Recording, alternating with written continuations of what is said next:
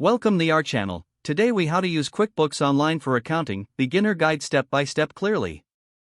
Create an account by visiting the QuickBooks Online website. Click on the Sign Up button. Enter your email address and create a password. Fill in your personal information as prompted. Choose the type of service you need for your business. Select from options like self-employed or small business. Once your account is created, log in to your QuickBooks Online dashboard. Familiarize yourself with the layout of the dashboard.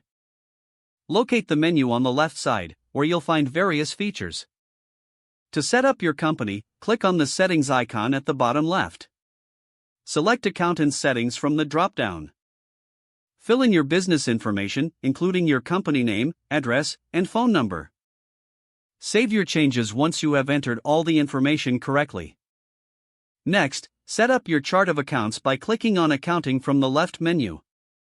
Click on Chart of Accounts. Select New to add any accounts specific to your business.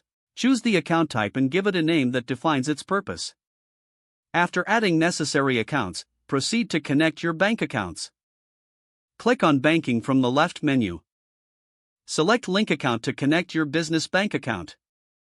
Follow the prompts to log in to your bank securely. Once your bank is linked, QuickBooks will start downloading your transactions automatically. Now, you can categorize transactions to ensure accurate bookkeeping. Go to the banking page to review downloaded transactions. Click on each transaction to categorize it appropriately. Make sure to match expenses with the correct accounts in your chart of accounts. Now let's move on to invoicing. Click on Sales from the left menu. Select Invoices from the drop-down. Click on New Invoice to create a custom invoice.